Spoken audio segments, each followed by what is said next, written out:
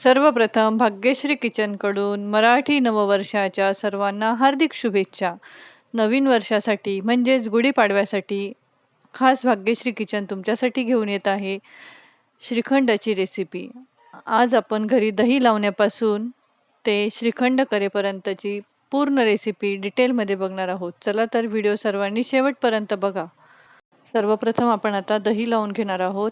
दह्यासाठी मी 1 litre दूध छान उकळून थोडं घट्ट करून घेतलं आहे आणि कोमट झाल्यानंतर त्यामध्ये मी 1 चमचा विरजणासाठी दही टाकून घेतलेलं आहे. 1 चमचाच दही टाकून घ्यायचे जेणेकरून दही आणि चक्का आंबट होणार नाही. आता दही टाकल्यानंतर याला छान फेटून घ्यायचं आहे, म्हणजे दही हे छान घट्ट लागतं. हे छान फेटून झालं की आपण यावर झाकण ठेवून याला 7 ते 8 तास सेट करायला ठेवून देणार आहोत, जेणेकरून घट्ट असं दही तयार होईल. तुम्ही ते बघताय फेटून झालंय. आता झाकण ठेवून याला उबदार जागेवर 7-8 तासांसाठी ठेवलं होतं. तुम्ही ते बघू शकताय. दही खूप छान तयार झालंय. घट्ट असं दही तयार झालंय आणि हे दही खायला आंबट देखील नाहीये. अशा पद्धतीने दही तयार झाल्यानंतर आता आपण चक्का करणार आहोत. चक्क्यासाठी मी एक चाळणी घेतली, खाली भांडं ठेवलेलं आहे. त्यावर एक कॉटनचा पातळ कपडा टाकून त्यावर तयार करून घेतलेलं दही टाकून घ्यायचं आहे. बऱ्याच ठिकाणी असं कपड्यामध्ये दही टाकल्यानंतर त्याचं पाणी निथरून जाण्यासाठी त्याला व्यवस्थित असं बांधून कुठेतरी अडकवून ठेवतात, जेणेकरून त्यातलं सर्व पाणी हे निथळून जाईल. पण त्यामुळे चक्का हा आंबट होण्याची शक्यता दाट असते. जर तुम्हाला चक्का आंबट नको असेल, चक्का आंबट नकोच खरं, तर असं ठेवण्यापेक्षा आपण त्याला ह्याच चाळणीमध्ये ठेवून फ्रीजमध्ये 7 ते 8 तासासाठी सेट करायला ठेवणार आहोत, जेणेकरून याचं पाणीसुद्धा निथळून जाईल आणि चक्का आंबट देखील होणार नाही. आता आपण पुढील कृती करूया. पुढील कृती करण्यासाठी मी या ठिकाणी सर्वप्रथम गरम दूध घेतलेलं आहे. गरम दुधात 8 ते 10 केशरच्या काड्या भिजत घालते, म्हणजे याचा कलर छान तयार होईल. तुम्ही ते बघू शकताय. 7-8 तासानंतर चक्का हा छान सेट झालेला आहे. यातलं सर्व पाणी हे निघून गेलेलं आहे आणि चक्का आंबट देखील झालेला नाही. आता आपण श्रीखंड बनवण्यासाठी सुरुवात करूया. श्रीखंड करण्यासाठी ही स्टेप खूप महत्त्वाची आहे. आपण एक चाळणी घेतली. चाळणीने हा चक्का पूर्ण गाळून घ्यायचा आहे. तुम्ही या ठिकाणी चाळणीच्या ऐवजी कपडा देखील वापरू शकता. चाळणीने असा चक्का गाळून घेतला म्हणजे त्यातल्या सर्व गुठळ्या निघून जातात.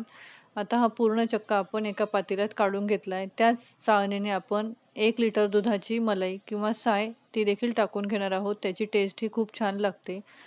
आता ही साय गाळून झाल्यानंतर आपण हा पूर्ण चक्का एका वेगळ्या बाउलमध्ये काढून घेणार आहोत. तुम्ही बघता इथे मी मोठं बाउल घेतलेलं आहे. बाउल थोडं मोठं घ्यायचं आहे, जेणेकरून चक्का फेटायला सोपा जाईल. आता हा पूर्ण चक्का आणि मलाई आपण याच्यामध्ये काढून घेणार आहोत. आता आपण 1 लिटर दुधाचा चक्का तयार केला आहे. त्यासाठी मी 1 वाटी साखर दळून घेतली आहे. जाड साखर म्हणजे जी दळण्याच्या पूर्वीची साखर असते ती 1 वाटी बारीक करून घ्यायची आणि ती यामध्ये टाकून छान मिक्स करून घ्यायचं आहे. व्यवस्थित फेटून घ्यायचं आहे, म्हणजे श्रीखंड खूप छान तयार होईल. 1 वाटी साखर टाकून मिक्स करून झाल्यानंतर तुम्ही थोडं श्रीखंड हे चाखून बघा. जर तुम्हाला साखर अजून आवडत असेल तर तुम्ही टाकू शकता. आता सर्वात महत्त्वाची स्टेप म्हणजे आपण एक व्हिस्क घेतलेले आहे आणि याला आपण छान फेटून घेणार आहोत. एक 5 ते 7 मिनटं फेटल्यानंतर तुम्ही बघताय छान असं फ्लफी तयार झालेलं आहे. असं श्रीखंड खायला खूप छान लागतं. बाहेरच्या श्रीखंडापेक्षा हे श्रीखंड खूप छान तयार होतं. आता आपण केशरचं दूध टाकून घेतलेलं आहे आणि याला पुन्हा एकदा 5 ते 7 मिनटं छान फेटून घ्यायचं आहे. दूध टाकल्यानंतर थोडं पातळ वाटत होतं, पण फेटल्यानंतर तुम्ही इथे बघू शकता कन्सिस्टन्सी ही बरोबर झालेली आहे. आता आपण यामध्ये ड्रायफ्रूट्स टाकून घेणार आहोत. तुम्ही तुमच्या आवडीप्रमाणे ड्रायफ्रूट्स टाकू शकतात. मी बदामाची काप आणि पिस्त्याची काप आणि थोडे केशर टाकून छान असं मिक्स करून घेणार आहे. आजचं आपलं श्रीखंड हे केशर पिस्ता ड्रायफ्रूट्सवालं श्रीखंड तयार होत आहे. आता हे छान मिक्स करून घ्यायचं आहे. मिक्स करून झाल्यानंतर आपण यामध्ये थोडंसं जायफळ आणि वेलची पूड टाकून घेणार आहोत. मी जायफळच्या पूडऐवजी असं अख्खं जायफळच किसून टाकते. थोडंसं जायफळ किसून टाकलं की त्याची टेस्ट ही खूप छान लागते. आता जायफळ किसून झालेलं आहे. आता यामध्ये साधारण पाऊण चमचा मी वेलची पूड टाकून घेतलेली आहे. आता याला पुन्हा छान मिक्स करायचं आहे आणि याला तुम्ही फ्रीजमध्ये 2 ते 3 तासासाठी थंड करायला ठेवायचं आहे. हे श्रीखंड तुम्ही फ्रीजरमध्ये ठेवून 1 ते 2 महिने आरामात खाऊ शकतात. आता आपण हे श्रीखंड सर्व करून घेणार आहोत. सर्व करून झाल्यानंतर आपण याला मस्तपैकी ड्रायफ्रूट्सने गार्निश करायचं आहे. मग यंदाच्या गुढीपाडव्याला करतायत ना भाग्यश्री किचनच्या पद्धतीने श्रीखंड? नक्की बनवा.